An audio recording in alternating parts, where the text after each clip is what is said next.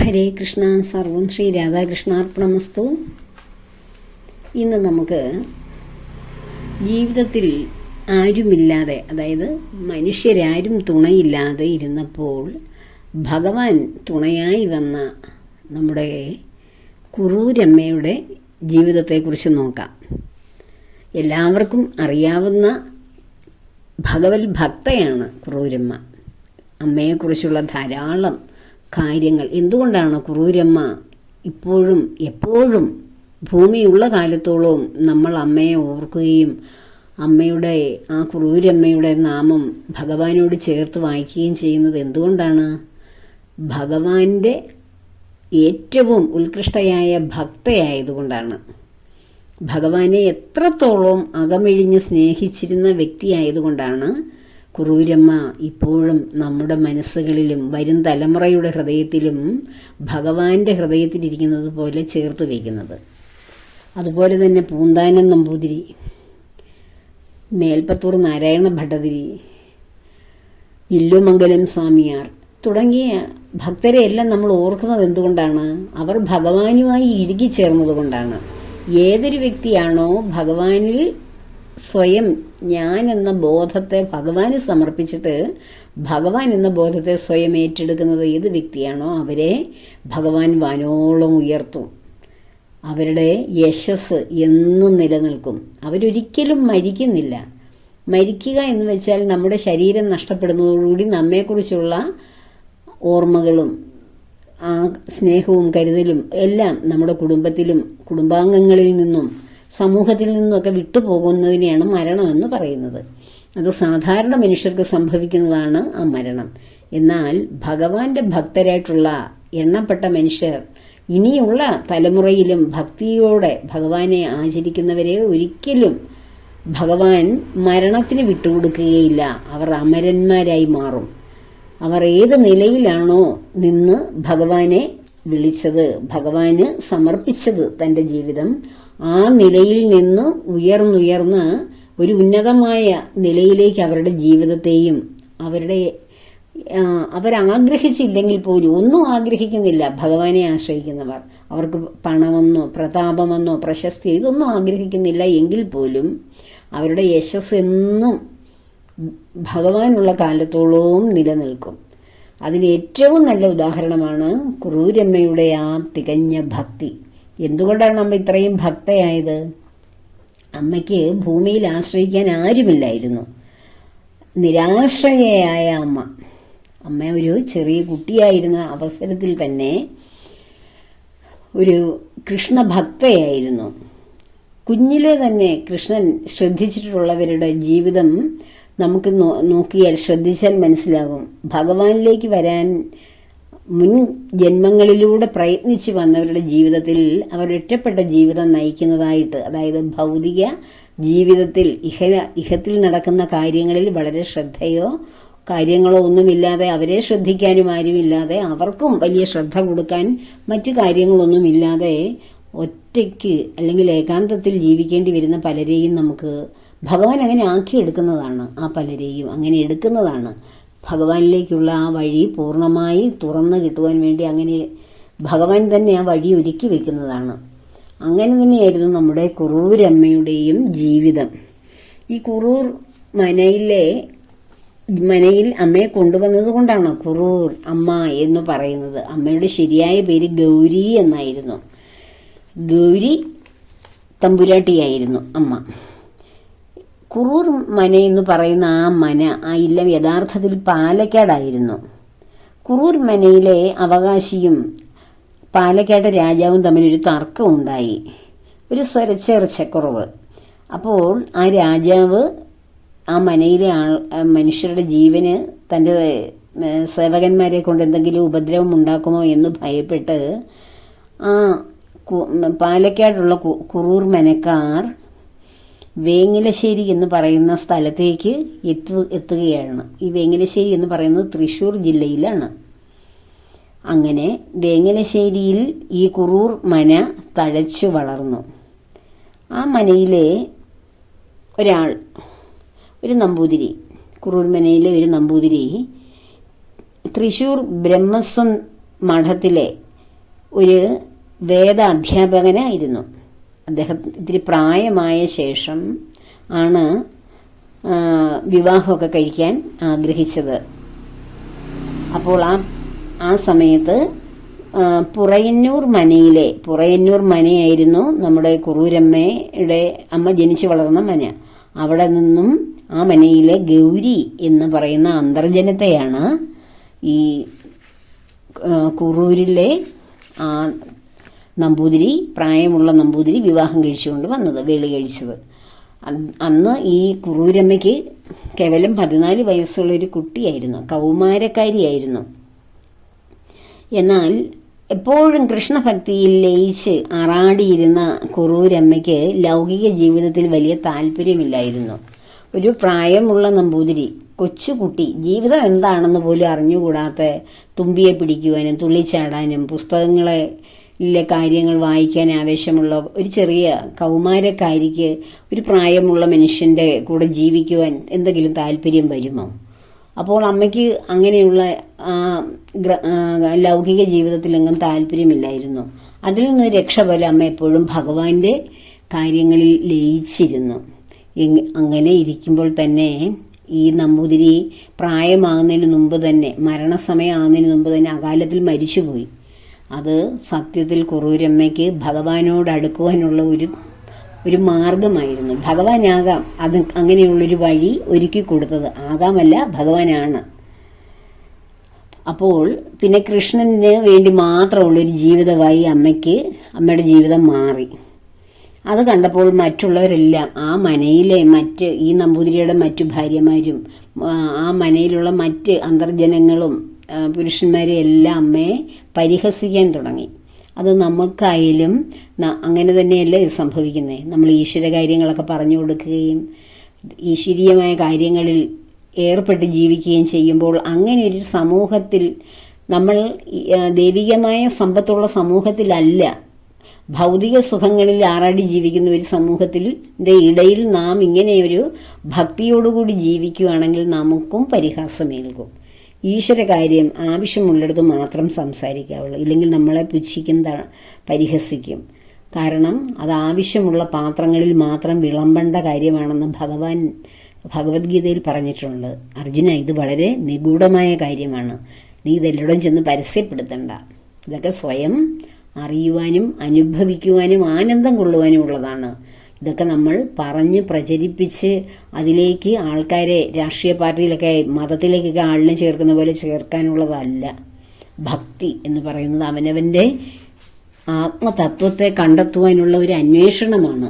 അത് മറ്റൊരാൾ അല്ല നമ്മുടെ ഉള്ളിലിരിക്കുന്ന ആത്മാവിനെ അന്വേഷിക്കാൻ നമ്മളോട് നിർദ്ദേശിക്കേണ്ടത്. നമ്മൾ പക്ഷേ ചില സത്സംഗങ്ങളിലോ നമ്മൾ ഈശ്വരീയമായ കർമ്മങ്ങളിലോ ഏർപ്പെടുന്ന അവസരത്തിൽ ഏതെങ്കിലും ഒരു നിമിഷത്തിൽ, ഏതെങ്കിലും ഒരു വാക്കിലൂടെയോ വരികളിലൂടെയോ ഒക്കെ നമ്മളിലിരിക്കുന്ന ആ ഊർജത്തെ തിരിച്ചറിയുന്ന ഒരു ഘട്ടമുണ്ടാവും. അപ്പോൾ നാം സ്വയം ഉണരുകയാണ് ചെയ്യുന്നത്. അല്ലെങ്കിൽ മറ്റൊരാൾ ഉണർത്തിയാൽ ഒരിക്കലും ഉണരില്ല. നമ്മൾ ആവശ്യമില്ലാത്തടത്ത് ഭക്തി പറയുവാൻ ചെന്ന് നമ്മൾ പരിഹസിക്കപ്പെടും. അപ്പോൾ അതുപോലെ കുറൂരമ്മയ്ക്കും പരിഹാസവും പുച്ഛമൊക്കെ ഏൽക്കേണ്ടി വന്നു. ഇവളെപ്പോഴും ഇങ്ങനെ ഈ കൃഷ്ണ കൃഷ്ണ എന്ന് പറഞ്ഞിരിക്കുന്നു, ഇവൾക്ക് വേറെ ഒരു ജോലിയില്ല, ഇതിന് തലയ്ക്കെന്തോ ബുദ്ധിമുട്ടുള്ള കുട്ടിയാ എന്നൊക്കെ പറഞ്ഞിട്ട് അവരെന്ത് ചെയ്തു? ഈ കുറൂരമ്മ എന്ന് പറയുന്ന ആ യൗവനക്കാരിയായ പെൺകുട്ടിയെ അവിടെ ഉപേക്ഷിച്ചിട്ട് അവര് അടാട്ടെന്ന് പറയുന്ന ആ സ്ഥലത്തേക്ക് താമസം മാറി. എല്ലാവരും കൂടി ഈ ഗൗരി അന്തർജനത്തിനെ അവിടെ ഉപേക്ഷിച്ചിട്ട്. അങ്ങനെ ഏകാകിനിയായ ഗൗരി ആ മനയിൽ ഒറ്റയ്ക്ക് ജീവിക്കാൻ തുടങ്ങി. അങ്ങനെ കുറൂരിൽ മനയിൽ അമ്മ ജീവിക്കാൻ തുടങ്ങിയപ്പോൾ നാട്ടുകാർ ആ യൗവനയുക്തയായ പെൺകുട്ടിയെ അമ്മയായിട്ടാണ് പിന്നീട് വിളിക്കുവാൻ തുടങ്ങിയത്. അങ്ങനെയാണ് കുറൂരമ്മ എന്ന് ഗൗരി അന്തർജനത്തിന് പേര് കിട്ടിയത്. അപ്പോൾ ഒറ്റയ്ക്ക് ജീവിക്കുന്ന അമ്മയ്ക്ക് ഏക ആശ്രയം മനസ്സിൽ നമ്മൾ ഭക്തിപൂർവം, അതായത് ആത്മവിശുദ്ധിയോടുകൂടി ജീവിക്കുന്ന ഒരു വ്യക്തി ഏകാന്തത്തിലായിപ്പോയി കഴിഞ്ഞാൽ നമ്മൾ ആരെയാണ് ആശ്രയിക്കുന്നത്? നമുക്ക് ചുറ്റുമുള്ള, പ്രത്യേകിച്ചൊരു യുവതിയായ ഒരു സ്ത്രീക്ക് പുറത്തുള്ള ആരെയും ആശ്രയിക്കാൻ പറ്റില്ല. അവരൊറ്റയ്ക്ക് ജീവിക്കുന്ന ഒരു സ്ത്രീയാണ്. സമൂഹത്തിൽ പല അപകടങ്ങളും നമ്മെ തേടിയെത്തും നമ്മൾ ആരെങ്കിലുമൊക്കെ ആശ്രയിക്കാൻ പോയാൽ. ഈ കാലത്തായാലും ആ കാലത്തായാലും എല്ലാ കാലത്തും സ്ത്രീകൾ അനുഭവിക്കുന്ന പ്രശ്നങ്ങളാണത്. അപ്പോൾ നമുക്ക് അങ്ങനെയുള്ള വ്യക്തികൾ എന്നെ കേൾക്കുന്നുണ്ടെങ്കിൽ അവർക്ക്, നമ്മൾ ഈ പുറമേ കാണുന്ന മനുഷ്യർ ആരും നമുക്ക് ആശ്രയത്തിന് വന്നാൽ അവർ വെറുതെ നമ്മളെ സഹായിക്കുകയും നമുക്ക് വേണ്ടുന്ന എന്തെങ്കിലും കാര്യങ്ങൾ ചെയ്തു തരികയും ചെയ്യില്ല. നാം ആശ്രയിക്കേണ്ടത് ഭഗവാനെയാണ്. ഒറ്റയ്ക്ക് ജീവിക്കുന്ന ഏതൊരു വ്യക്തികളുണ്ടോ അവരെ ആശ്രയിക്കേണ്ടത് ഭഗവാനെയാണ്. ഭഗവാനിൽ മാത്രം പൂർണ്ണ ആശ്രയം കാണുമ്പോൾ ഭഗവാൻ വിടുന്ന ആൾക്കാർ നമുക്ക് വന്ന് സഹായം ചെയ്തിട്ട് പോകും. നമുക്ക് എന്താണോ ആവശ്യം അത് ഏതെങ്കിലും രൂപത്തിൽ ഭഗവാൻ സാധിക്കും. അങ്ങനെയുള്ളവർ നമ്മെ വന്ന് ചൂഷണം ചെയ്യുകയോ ഉപദ്രവിക്കുകയോ അവരിൽ നിന്നൊരു പീഡയും നമുക്കുണ്ടാവില്ല. കാരണം അവർ ഭഗവാന്റെ സന്ദേശവാഹകരാണ്. അപ്പോൾ ഇങ്ങനെ ഏകാന്തത്തിൽ ജീവിക്കേണ്ടി വന്നപ്പോൾ അമ്മ കൂടുതൽ ധൈര്യശാലിയായി. കാരണം എന്താണ്? ഭഗവാനെയാണ് കൂട്ടുപിടിച്ചിരിക്കുന്നത്. ഭഗവാൻ പ്രപഞ്ചനാഥന് ധൈര്യത്തിന് വല്ല കുറവുമുണ്ടോ? അങ്ങനെ അമ്മ ഇങ്ങനെ ഭഗവാനെ ശരണം പ്രാപിച്ചുകൊണ്ട് ഇങ്ങനെ ജീവിക്കുകയാണ് ആ മനയിൽ. ജീവിച്ചിരുന്ന് അങ്ങനെ സർവ്വസമയം ഭഗവാന്റെ, അമ്മയ്ക്ക് എന്തെങ്കിലും ഒരു ആഹാരമൊക്കെ ഉണ്ടാക്കി വെച്ചിട്ട് എല്ലായ്പ്പോഴും ഭഗവാന്റെ അടുക്ക തന്നെ ആയിരിക്കും ഇരിക്കുന്നത്.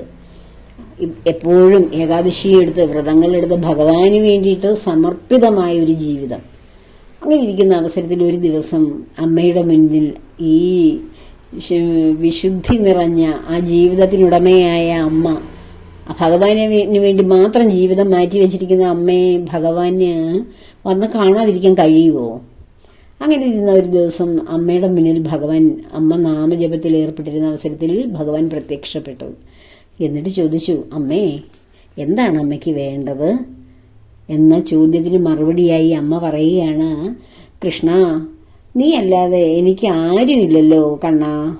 എന്നും നീ എന്നോടൊപ്പം ഉണ്ടായിരിക്കണേ. എനിക്ക് വേറെ ആരാ ഉള്ളത്? നീ തന്നെയല്ലേ ഉള്ളത്. എന്നും എൻ്റെ കൂടെ വേണം കേട്ടോ. പക്ഷേ യശോദാമ്മയെ നീ കാണിച്ചിട്ട് പോയതുപോലൊന്നും എന്നെ ചെയ്യരുത്. ഒരു ദിവസം നീ യശോദാമ്മയെ ഇട്ടെറിഞ്ഞിട്ട് പോയില്ലേ, അതുപോലെ എന്നെ ഉപേക്ഷിക്കുകയും അരുത്. നീ എപ്പോഴും എൻ്റെ കൂടെ വേണം. ഒരു നാൾ എന്നെ തനിച്ചാക്കി നീ പോകരുത് എന്നും അമ്മ പറഞ്ഞു. അപ്പോൾ കണ്ണൻ എന്ത് ചെയ്തു? അമ്മയുടെ ആ ആവശ്യം ഭഗവാൻ നിറവേറ്റി കൊടുത്തു. എന്നും ഞാൻ അമ്മയോടൊപ്പം ഉണ്ടാകാം എന്ന് വാക്കു കൊടുത്തു. അങ്ങനെ ഭഗവാൻ മറഞ്ഞു. ആ മനയിൽ അമ്മയുടെ അത്യാവശ്യ കാര്യങ്ങളൊക്കെ നോക്കുവാൻ വേണ്ടി ഒരു മനുഷ്യനുണ്ടായിരുന്നു. അമ്മയ്ക്ക് കടയിൽ പോയി സാധനങ്ങളൊക്കെ വാങ്ങുവാനും എന്തെങ്കിലുമൊക്കെ സഹായം ചെയ്യുന്ന ഒരു ആൾ. അദ്ദേഹത്തിന് ആ നാട്ടിൽ നിന്നും ദൂരെ അദ്ദേഹത്തിൻ്റെ വീട്ടിൽ വേറൊരു സ്ഥലത്താണ്. അവിടേക്ക് പോകേണ്ടി വന്നു. അവിടെ ആർക്കോ വയ്യാതെ, അമ്മയ്ക്കോ മറ്റോ വയ്യാതെ വന്നപ്പോൾ അവരെ ശുശ്രൂഷിക്കേണ്ട ആവശ്യത്തിന് വേണ്ടി കുറൂരമ്മ ഉപേക്ഷിച്ച് പോകേണ്ടി വന്നപ്പോൾ ഈ അമ്മയെ തനിച്ചാക്കി, കുറൂരമ്മയെ തനിച്ചാക്കിയിട്ട് ഞാൻ എങ്ങനെ പോകും ഭഗവാനെ? അമ്മ ഒറ്റയ്ക്കല്ലേ, ആരുണ്ട് ഇനി വിശ്വസിച്ചേൽപ്പിക്കാൻ ഒരു ആശ്രയം എന്നൊക്കെ ഇങ്ങനെ ചിന്തിച്ച് അന്ന് ഈ മാർക്കറ്റിലൊക്കെ പോയി എന്തെങ്കിലുമൊക്കെ സാധനങ്ങളൊക്കെ വാങ്ങിച്ച് കൊണ്ട് വെച്ചിട്ട് പോകാമെന്ന് വിചാരിച്ചിങ്ങനെ പോകുമ്പോൾ അവിടെ ഒരു കുട്ടിയൊക്കെ ഓടി നടക്കുന്നു. ഒരു ചെറിയ കുട്ടി ഓടി നടക്കുന്നു. അപ്പോൾ ഇദ്ദേഹത്തിൻ്റെ കണ്ണിൽ ആ കുട്ടിയെ പെട്ടു. ഇത് ഏതാ കുട്ടി എന്നൊക്കെ ചോദിച്ചപ്പോൾ എനിക്ക് ആരുമില്ല എന്നൊക്കെ പറഞ്ഞ് ഈ കുട്ടി പറഞ്ഞു. കുട്ടിയുടെ വീട് എവിടെയാണെന്ന് ചോദിച്ചപ്പോഴും എൻ്റെ വീട് കുറച്ച് ദൂരെയാണ്. എന്താണ് ഇവിടെ നടക്കുന്നതെന്ന് ചോദിച്ചപ്പോൾ ജോലി അന്വേഷിച്ചൊക്കെ നടക്കുവാണെന്ന് പറഞ്ഞു. അപ്പോൾ പറഞ്ഞു, ഞാൻ നിനക്കൊരു ജോലി തരട്ടെ, എനിക്കൊരു കുട്ടിയെ ആവശ്യമുണ്ട്, ഒരു അമ്മയ്ക്ക് കൂട്ടിനാണ്. അവിടേക്കൊന്ന് നിന്നെ കൊണ്ടാക്കട്ടെ, നീ അവിടെ നിൽക്കാവോ? കുസൃതി വല്ലതും കാട്ടുവോ? അപ്പോൾ എനിക്ക് ആഹാരം എല്ലാം തരണം. ഓക്കെ, അതൊക്കെ തരും, എല്ലാം തരും കുട്ടിക്ക് എന്നൊക്കെ പറഞ്ഞ്, ഒരു പാവം പിടിച്ച അമ്മയാണ്, അമ്മയെ നീ കഷ്ടപ്പെടുത്തല്ലേ, പറയുന്നതൊക്കെ അനുസരിക്കണേ, എല്ലാം ഞാൻ ചെയ്യാം എന്നൊക്കെ പറഞ്ഞ് തുള്ളിച്ചാടി ഇയാളുടെ കൂടത്തി കുറൂര് മനയിലേക്ക് വരികയാണ് നമ്മുടെ ഉണ്ണിക്കണ്ണൻ, അമ്മയ്ക്ക് കൊടുത്ത വാക്ക് പാലിക്കാൻ. അപ്പോൾ ഇദ്ദേഹം അമ്മയോട് പറഞ്ഞു, ദേണ്ട ഈ കുട്ടിയെ എനിക്ക് ആ മാർക്കറ്റിൽ നിന്ന് കിട്ടിയതാണ്, അവിടെ വെച്ച് കണ്ടതാണ് ഇവനെ. അപ്പോൾ ഇവൻ ഇനി മുതൽ കുറൂരമ്മയുടെ കാര്യങ്ങളൊക്കെ സഹായിച്ച് കൂട്ടിനുണ്ടാവും നല്ല കുട്ടിയാ, കുസൃതിയൊന്നും കാട്ടില്ല എന്ന് പറഞ്ഞു. അപ്പോൾ കുറൂരമ്മ വളരെ സന്തോഷത്തോടുകൂടി കുഞ്ഞിനെ നോക്കി. അമ്മയ്ക്ക് അവനിൽ എന്തൊക്കെയോ പ്രത്യേകതകൾ കണ്ടു. പക്ഷേ മായയാൽ മൂടപ്പെട്ട അമ്മയുടെ മനസ്സിന് ഇത് എൻ്റെ ഭഗവാനാണ് എന്ന് തിരിച്ചറിവുണ്ടായില്ല. മായയിൽ നിന്നൊന്ന് മാറി നിന്നായിരുന്നെങ്കിൽ അമ്മയ്ക്ക് മനസ്സിലായേനെ ഇത് ഭഗവാൻ പറഞ്ഞ ആ വാക്കാണ്, ഈ കുഞ്ഞ് ഇതെൻ്റെ ഭഗവാനാണ്, എന്നെ രക്ഷിക്കാൻ വന്നിരിക്കുന്ന, എനിക്ക് കൂട്ടിന് വന്നിരിക്കുന്ന ആളാണെന്ന്. പക്ഷെ അമ്മയ്ക്ക് ഒരു യശോദാമ്മയ്ക്ക് അറിയുമായിരുന്നു. യശോദാമ്മയെ എത്രയോ പ്രാവശ്യം ഞാനാണ് ഈ പ്രപഞ്ചനാഥനെന്ന് ആ കുഞ്ഞി വായൊക്കെ തുറന്ന് കാണിച്ചു കൊടുത്തതല്ലേ. പക്ഷേ ആ കാഴ്ച കണ്ട അടുത്ത നിമിഷം തന്നെ എന്ത് സംഭവിച്ചു? അമ്മ മായാമോഹിതയായി പോയി. ഇതെൻ്റെ കുട്ടി തന്നെയാണെന്ന് ഓർത്തിട്ട് വീണ്ടും ആ കുട്ടിയുടെ രൂപത്തിൽ തന്നെ, എൻ്റെ മോൻ്റെ രൂപത്തിൽ തന്നെ അതിനെ നോക്കാൻ തുടങ്ങി. അതാണ് കണ്ണൻ്റെ മായകൾ. എത്ര അത്ഭുതമായിട്ടുള്ള കാര്യങ്ങൾ കണ്ണൻ അമ്മയുടെ മുന്നിൽ വെച്ച് ചെയ്തു. കാളി എൻ്റെ ചുമലിലേറി, ആ പത്തിമേലേറിയല്ലേ കാളിന്തിയുടെ തീരത്തേക്ക് വന്നത്. ഈ ഓരോ വലിയ ഓരോ രാക്ഷസന്മാരെ കൊല്ലുന്നു. അതുപോലെ തന്നെ എത്ര അത്ഭുത കർമ്മങ്ങൾ ചെയ്യുന്നു. പൂതനെ കൊന്നത് മുതലുള്ള എത്ര കാര്യങ്ങൾ ചെയ്യുന്നു. അപ്പോഴൊക്കെ അമ്മയെ മായ കൊണ്ട് മറക്കുകയാണ് കണ്ണൻ ചെയ്തത്. ഇതൊക്കെ എവിടെയോ ഇരിക്കുന്ന ഭഗവാന്റെ അനുഗ്രഹം കൊണ്ട് എൻ്റെ കുട്ടിക്ക് ഒരു ആപത്തും വന്നില്ലെന്നാണ് അമ്മ ചിന്തിച്ചത്. എന്ന് പറഞ്ഞതുപോലെ കുറൂരമ്മയാണ് യശോദാമ്മ കഴിഞ്ഞാൽ കണ്ണൻ ഏറ്റവും പ്രിയപ്പെട്ട അമ്മ. കാരണം ആ കണ്ണൻ്റെ ബാലലീലകൾ, കണ്ണനെ അനുസരണക്കേട് കാട്ടിയാൽ, കുറുമ്പ് കാട്ടിയാൽ കിട്ടുന്ന കൊച്ച് നുള്ളുകളും അടികളും പിച്ചുകളും എല്ലാം കിട്ടി. യശോദാമ്മയ്ക്കേ ഉള്ളായിരുന്ന ആ ഒരു സ്വാതന്ത്ര്യം, അഖിലാണ്ടകോടി ബ്രഹ്മാണ്ഡനാഥനെ ഉരലിൽ പിടിച്ചു കെട്ടി നല്ല അടിയെല്ലാം വെച്ചു കൊടുക്കാനൊരു അവകാശം കുറൂരമ്മയ്ക്കും കിട്ടി. അങ്ങനെയുള്ള ആ അവകാശം, അതിൽ പരം ഒരു പുണ്യം വേറെ ഉണ്ടോ? ഒരു ഭക്തയ്ക്ക് ഭഗവാൻ കൊടുക്കുന്ന അത്രയും വലിയ പുണ്യം വേറെ ഉണ്ടോ? അങ്ങനെ കുറൂരമ്മയുടെ കൂടി കുട്ടി കൂടി. എപ്പോഴും കുസൃതി. കണ്ണൻ്റെ കുസൃതികളെന്ന് വെച്ചാൽ നമുക്ക് ചിന്തിക്കുന്നതിനപ്പുറമാണ്. എത്ര കൊച്ചു ബാലരൂപത്തിൽ, നമ്മുടെ ഉണ്ണിക്കണ്ണൻ്റെ രൂപത്തിൽ ഭഗവാനെ ആരാധിക്കാൻ തുടങ്ങുന്ന എല്ലാവർക്കും അറിയാം ആ കണ്ണൻ്റെ ആ വികൃതികൾ. കണ്ണനെ പിടിച്ചാലും കിട്ടില്ല. കണ്ണൻ കൊച്ചുകുട്ടി വികൃതിയാണ്. ഉണ്ണിക്കണ്ണനെ ആരാധിക്കുന്നവർക്ക് ആ വികൃതിയുടെ ഒരു നമ്മളുടെ കയ്യിൽ ഇപ്പം കിട്ടിയെന്ന് തോന്നും, പക്ഷെ കിട്ടില്ല, അത്രയുമാണ്. അതേസമയം കിശോരഭാവത്തിലോ ഗുരുസ്ഥാനത്തോ ഒക്കെ നമ്മൾ ആരാധിച്ചാൽ ഭഗവാൻ നമുക്ക് കുറേയൊക്കെ പ്രാപ്യമാവും. എന്നാൽ കണ്ണൻ്റെ കൊച്ചുകുട്ടിയുടെ രൂപത്തിൽ കുസൃതിയുടെ ഏറ്റവും മൂർധന്യമാണ് കണ്ണൻ.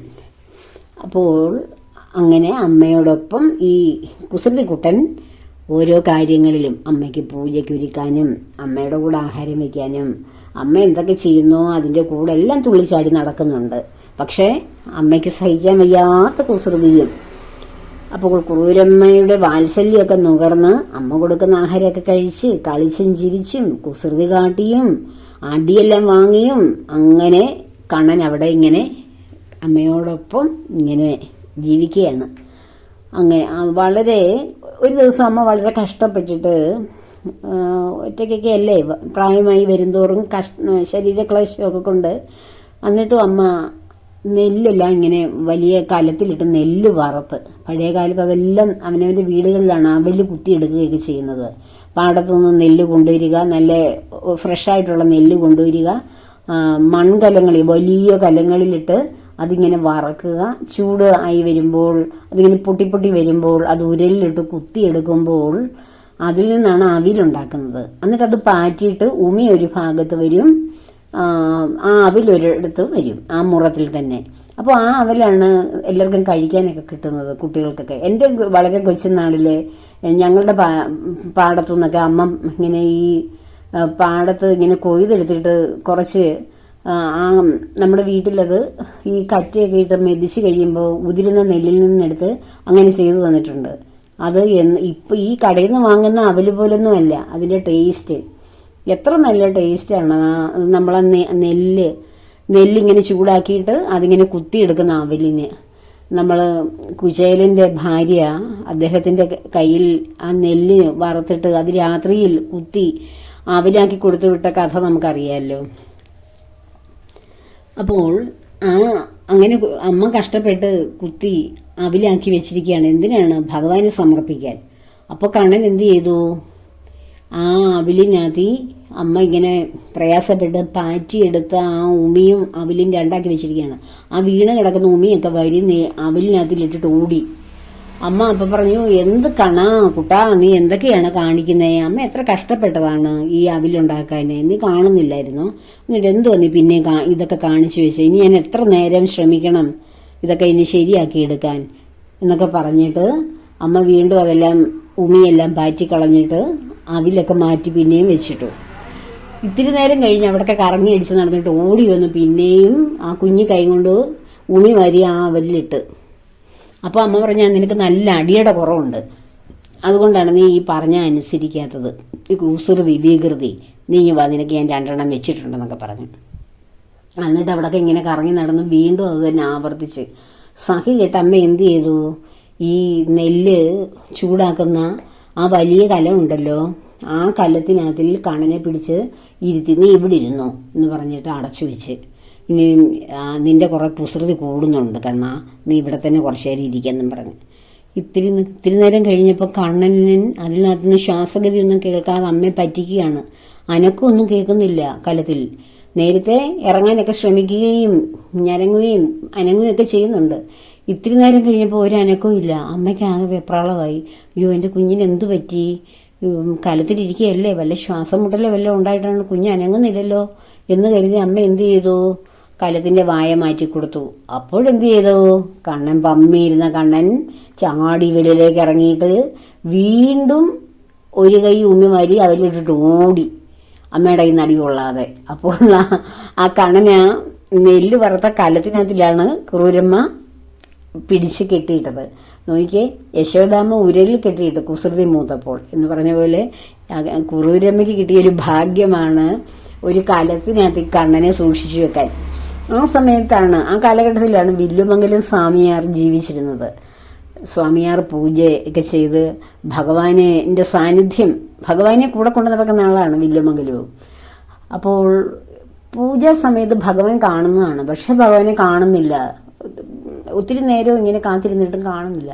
അപ്പോൾ നോക്കുമ്പോൾ കണ്ണൻ അവിടുന്ന് ഓടി വരുന്ന കണ്ണൻ്റെ മുഖവും കൈയും കാലും ദേഹവും എല്ലാം കരി പുരണ്ടിരിക്കുന്നു. കണ്ണൻ്റെ മുഖത്തെ കരിയെന്ന് ഒലേശയ്ക്കോ, മൂക്കിലും ചുണ്ടിലും കവിളിലും നെറ്റിക്കൊക്കെ കരി പറ്റിയിരിക്കുന്നത്. അതൊക്കെ ആയിട്ട് ഓടി വന്നപ്പോൾ, ഇതെന്താണ് മോനെ, ഇതെന്താ ഭഗവാൻ ഇങ്ങനെയൊക്കെ ഇരുന്നേ എന്ന് വില്ലുമംഗലം ചോദിച്ചു. അപ്പോഴാണ് ക്രൂരമ്മ എന്നെ കലത്തിൽ പിടിച്ച് പൂട്ടിയിട്ടു, കലത്തിൽ വെച്ച് കെട്ടി വെച്ചേക്കുമായിരുന്നു, ഞാൻ അവിടെ നിന്ന് രക്ഷപ്പെട്ട് ഓടി വന്നതാണെന്ന് പറഞ്ഞു. അതാ എൻ്റെ ദേഹത്തെല്ലാം കരിയെന്ന്. അപ്പോൾ ക്രൂരമ്മയെക്കുറിച്ച് അങ്ങനെയാണ് വില്ലുമംഗലം സ്വാമിയാർ ഭഗവാനിൽ നിന്നാണ് മനസ്സിലാക്കുന്നത്. അപ്പോൾ ഭഗവാനെ പിടിച്ച് ഒരു കലത്തിൽ അടച്ചു വയ്ക്കുവാൻ വേണ്ടിയിട്ട് സ്വാതന്ത്ര്യം, സ്നേഹം, ഭക്തി, കരുതൽ എല്ലാം ഭഗവാൻ കൊടുത്തല്ലോ. അപ്പോൾ ആ ഭക്തയെ കാണണം എന്ന് തീരുമാനിച്ചു. അങ്ങനെ ഒരാളുണ്ടോ ഭൂമിയിൽ? ഭഗവാൻ യശോദാമ്മയ്ക്ക് ശേഷം ഭഗവാനെ കലത്തിൽ അടയ്ക്കുവാൻ വേണ്ടിയിട്ടുള്ള സ്വാതന്ത്ര്യമുള്ള ആള്, അത്രയും വലിയ ഭക്തയുണ്ടോ എന്നൊക്കെ തോന്നിയിട്ട് വില്ലുമംഗലം സ്വാമിയാർ വന്ന് കുറൂരമ്മയെ കാണുന്ന സന്ദർഭങ്ങളുണ്ട്. അപ്പോൾ ഇങ്ങനെ ഇരുന്ന ഈ കണ്ണനും നമ്മുടെ കുറൂരമ്മയ്ക്കും പിന്നീട് എന്ത് സംഭവിച്ചു? കുറൂരമ്മ വീണ്ടും പ്രായമായി. അങ്ങനെ പ്രായമായ കുറൂരമ്മ ജീവിതം കുറച്ച് ക്ലേശകരമായി, ഒറ്റയ്ക്കല്ലേ ഉള്ളു. അപ്പോൾ കണ്ണൻ ഒറ്റയ്ക്കുള്ളേ എങ്കിലും ആരുണ്ട്? നമ്മുടെ ആത്മാവായ കണ്ണൻ കൂടെയുണ്ട്. അങ്ങനെ ഭഗവാൻ തീരെ വയ്യാതെ വന്നു കഴിഞ്ഞപ്പോൾ ഒരു ദിവസം തീരെ നടക്കാനുമൊക്കെ വയ്യാതായി, തീരെ അവശതയായി, പ്രായമായി വന്നു കഴിഞ്ഞപ്പോൾ, അത് AD 1640 കുറൂരമ്മ പരമമായ നിർവ്വാണം പ്രാപിക്കുന്നത്. ആ സമയത്ത് അമ്മ കണ്ണൻ്റെ മടിയിൽ കിടക്കുകയാണ്. കണ്ണൻ വാക്ക് തെറ്റിച്ചില്ല. യശോദാമ്മയെ പോലെ എന്നെ ഇട്ടിട്ട് പൊയ്ക്കളയല്ലേ, നീ ഇടയ്ക്ക് വെച്ച് പോകല്ലേ ഭഗവാനെ, എന്നെ കാത്തോണേ, എനിക്ക് വേറെ ആരും ഇല്ലല്ലോ എന്ന് പറഞ്ഞതുപോലെ തന്നെ അമ്മ തീരെ വയ്യാതെ വന്നപ്പോൾ അമ്മയുടെ മടിയിൽ കിടക്കുകയാണ്. അമ്മ കണ്ണൻ്റെ മടിയിൽ കിടക്കുകയാണ്. അമ്മ അറിയുന്നില്ല ഈ കണ്ണൻ എന്ന് പറയും ഈ കുട്ടി ആരാണെന്ന്. അമ്മ വിചാരിച്ച് അമ്മയുടെ ജോലിയൊക്കെ നോക്കാൻ വേണ്ടി ഒരു കുട്ടി.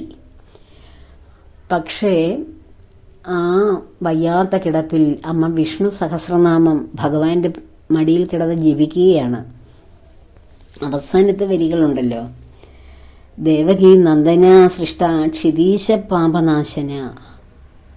വിഷ്ണു സഹസ്രനാമത്തിലെ ദേവകി നന്ദന സൃഷ്ട ക്ഷിതീശ പാപനാശന എന്നമ്മ പതുക്കെ ചൊല്ലുമ്പോൾ, അത് ചൊല്ലി അവസാനിപ്പിക്കുമ്പോൾ ഭഗവാന്റെ കണ്ണിൽ നിന്നും കണ്ണുനീരടർന്ന് നമ്മുടെ കുറൂരമ്മയുടെ മുഖത്തേക്ക് വീണു. ആ മരണം അല്ല ഇവിടെ സംഭവിച്ചത്. ആ അമ്മയുടെ അന്ത്യശ്വാസത്തിലും ഭഗവാനാണ്. ആ ഭഗവാന്റെ മടിയിൽ കിടന്നുകൊണ്ട് ആ ഭഗവാനിലേക്ക് നോക്കി ഇതെൻ്റെ ഭഗവാനാണെന്ന് ആ നിമിഷമാണ് കുറൂരമ്മയ്ക്ക് മനസ്സിലായത്. അങ്ങനെ ഇത്രയും കാലം കൂടെ ഭഗവാൻ ഉണ്ടായിട്ടും കുറൂരമ്മ അത് അറിയുന്നില്ല. പക്ഷേ ആ അവസാന നിമിഷം ഭഗവാന്റെ ഉള്ളിൽ മുഖത്തേക്ക് നോക്കിയപ്പോഴാണ് സാക്ഷാൽ ഭഗവാന്റെ ആ രൂപം കുറൂരമ്മയ്ക്ക് കാണിച്ചു കൊടുക്കുകയാണ് ഭഗവാൻ. അങ്ങനെ ആ ശരീരം പോലും അടുത്ത ദിവസം കുറൂർ ഇല്ലത്തേക്ക് വന്നവർക്ക്, അമ്മയെ കാണാതിരുന്നപ്പോൾ അമ്മയെ കാണാൻ വന്നവർക്ക് അമ്മയുടെ ശരീരം പോലും അവിടെ ഇല്ലായിരുന്നു. ഭഗവാന്റെ ഹൃദയത്തിലേക്ക് ആ പരിശുദ്ധ ശരീരം കൂടി ഭഗവാൻ ചേർത്തു. അങ്ങനെ പരമമായ നിർവ്വാണം പ്രാപിച്ചു, ഭഗവാനിൽ ലയിച്ചു കുറൂരമ്മ. അപ്പോൾ ഭഗവാനെ ഏക ആശ്രയമായി കാണുന്ന ആർക്കും ഇത് ഒരു പാഠമാണ്, ഇതൊരു അനുഭവമാണ്. ഇതെന്നോ നടന്നതൊന്നുമല്ല, പുരാണത്തിൽ എഴുതി വെച്ചിരിക്കുന്ന കാര്യമൊന്നുമില്ല. ഇത് കുറച്ച് നാളിന് മുമ്പ്, കുറച്ച് വർഷങ്ങൾക്ക് മുമ്പ് നടന്ന കാര്യമാണ്. ഇതിപ്പോൾ AD 2025 AD 1640 അമ്മയ്ക്ക് ആ പരമമായ നിർവ്വാണം ഉണ്ടായത്. ഇതിന് തെളിവല്ലേ കുറൂരില്ലം, ആ കണ്ണൻ ഓടിക്കളിച്ച ആ പറമ്പ്. അതിന് പരിസരത്തുള്ള മറ്റു പറമ്പുകളൊക്കെ എല്ലാം അന്യാധീനപ്പെട്ടു പോയി. അമ്മ ആ കുറൂരില്ലത്ത് നിന്ന് അമ്മ ഭഗവാനിലേക്ക് ലയിച്ച ശേഷം ആ ഇല്ല ഒന്ന് നോക്കാൻ ആരും വന്നില്ല. അത് അവിടെ ഉപേക്ഷിച്ചിട്ട് പോയ ഇല്ലമാണല്ലോ. ആ ഇല്ലത്തിൻ്റെ ആ പറമ്പ്, ആ ഇല്ലവും ആരും അവിടേക്ക് അവകാശികളായിട്ട് വരികയോ അല്ലെ അത് കൈയേറാനോ ആരും വന്നില്ല. അവിടെ കൈയേറാൻ വരാൻ ആർക്കും കഴിയില്ല. കാരണം എന്താണ്? അവിടെ ഭഗവാൻ ഓടിക്കളിച്ച മണ്ണാണ്, ഭഗവാൻ ജീവിച്ചിരുന്ന മണ്ണാണത്. അതാരാണ് കൈയേറാൻ, ആർക്കാണ് അവിടെ കഴിയുന്നത്? അങ്ങനെ അതിനുശേഷം ഇപ്പോഴവിടെ ഭഗവാന്റെ ക്ഷേത്രവും കുറൂരമ്മയുടെ ക്ഷേത്രവും ഉണ്ട്, വേങ്ങിലശ്ശേരി എന്ന് പറയുന്ന സ്ഥലത്ത്. അത് തൃശ്ശൂർ ജില്ലയിലാണ്.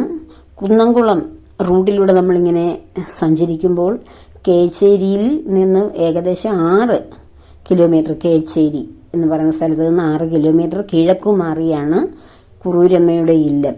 അവിടെ നാട്ടുകാരുടെ ആ കുറൂരമ്മയുടെ സാന്നിധ്യം, ഭഗവാന്റെ സാന്നിധ്യം, ഭഗവാന്റെ പൂർണ്ണ ഭക്തയായ ആ അമ്മയുടെ, ഭഗവാന്റെ അമ്മയായി ജീവിച്ച ആ കുറൂരമ്മയുടെ ഓർമ്മയ്ക്ക് വേണ്ടി നാട്ടുകാരുടെ ദൃഢനിശ്ചയത്തിൽ അവിടെ കുറൂർ മന സ്ഥിതി ചെയ്യുന്ന സ്ഥലത്ത് ആ ഇല്ലപ്പറമ്പിൽ പൗരാണിക രീതിയിൽ ഒരു ക്ഷേത്രം ഉയർന്നു വരികയുണ്ടായി. അവരുടെ നാട്ടിലുള്ളവരുടെ ഇച്ഛാശക്തിയും കൊണ്ട് അവിടെ ബാലഗോപാല പ്രതിമ, വെണ്ണയ്ക്ക് വേണ്ടി തുറന്നു വെച്ച കൈയാണ്, മറ്റേ കൈയിൽ ഒരു പൊന്നോട കുഴലും എന്ന രൂപത്തിൽ, അതുപോലെ തന്നെ പട്ടുകോണവും ഒക്കെ ഉടുത്തിരിക്കുന്ന കൊച്ചു ഉണ്ണിക്കണ്ണനാണ് അവിടുത്തെ പ്രതിഷ്ഠ.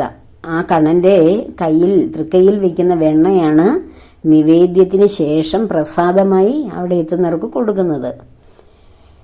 ചേർത്തല മഹാദേവ ക്ഷേത്രത്തിൽ നടത്തിയ ഒരു അഷ്ടമംഗല്യ പ്രശ്നത്തിൽ ആണ് ശ്രീകൃഷ്ണ ചൈതന്യം വേങ്ങിലശ്ശേരിയിൽ ഉണ്ടെന്ന് കണ്ടെത്തുന്നത്. അപ്പോഴാണ് അത് വേങ്ങിലശ്ശേരിയിലെ കുറൂരില്ലത്താണ് ഈ കൃഷ്ണ ചൈതന്യം ഉണ്ടെന്ന് തിരിച്ചറിഞ്ഞത്.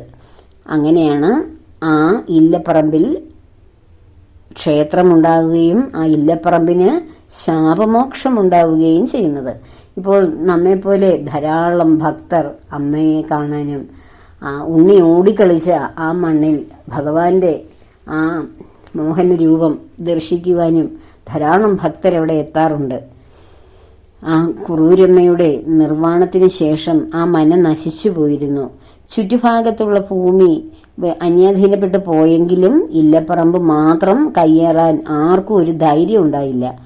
അങ്ങനെ ഭക്തരുടെ ഈ നാട്ടുകാരുടെയൊക്കെ സഹായത്തോടെയാണ് കുറൂരിൽ ആ ക്ഷേത്രം ഉയരുന്നത്. അപ്പോൾ കുറൂരമ്മ നമുക്ക് ഈ നമ്മൾ ജീവിച്ചിരുന്ന ഈ നൂറ്റാണ്ടിലല്ലെന്നേ ഉള്ളൂ, ഇതിന് പിറകേക്ക് സഞ്ചരിച്ചാൽ കുറച്ച് നൂറ്റാണ്ടുകൾക്ക് പിറകിലേക്ക് നമ്മുടെ പൂർവികർ, ആ അമ്മയുടെ സമകാലികരായിരുന്ന നമ്മുടെ മുത്തശ്ശന്മാരും ഒക്കെ ഉണ്ടായിരുന്ന ആ കാലഘട്ടത്തിലാണ് അമ്മ ജീവിച്ചിരുന്നത്. അത് അന്നത്തെ ഒരു ചരിത്ര സംഭവമായി മാത്രം കാണുകയല്ല ചെയ്യുന്നത്. ഭഗവാൻ അന്നും ഇന്നും എന്നും എല്ലായിടവും നിറഞ്ഞു നിൽക്കുന്നു. ഭഗവാൻ ഉള്ളത് കൊണ്ടാണ് നാം ഇവിടെ ജീവിക്കുന്നു എന്ന ബോധത്തിലിരിക്കുന്നത് തന്നെ. അപ്പോൾ നമുക്ക് ഓരോരുത്തർക്കും അമ്മയെപ്പോലെ തന്നെ ഏകാന്ത ഭക്തിയോടെ ഭഗവാനെ പൂർണ്ണ സമർപ്പണം ചെയ്ത് ജീവിച്ചാൽ ആ അമ്മയ്ക്ക് കിട്ടിയ പൂർണ്ണ നിർവ്വാണം നമുക്ക് ഓരോരുത്തർക്കും ലഭിക്കുമെന്ന് ഭഗവാൻ ഉറപ്പ് തന്നിട്ടുണ്ട്. അപ്പോൾ അതിനുവേണ്ടി എല്ലാവരെയും ഭഗവാൻ ഉയർത്തട്ടെ എന്ന പ്രാർത്ഥനയോടുകൂടി എല്ലാ കർമ്മങ്ങളും ഭഗവാന്റെ പത്മപാദങ്ങളിൽ ചേർക്കുന്നു. ലോകാ സമസ്ത സുഖിനോ.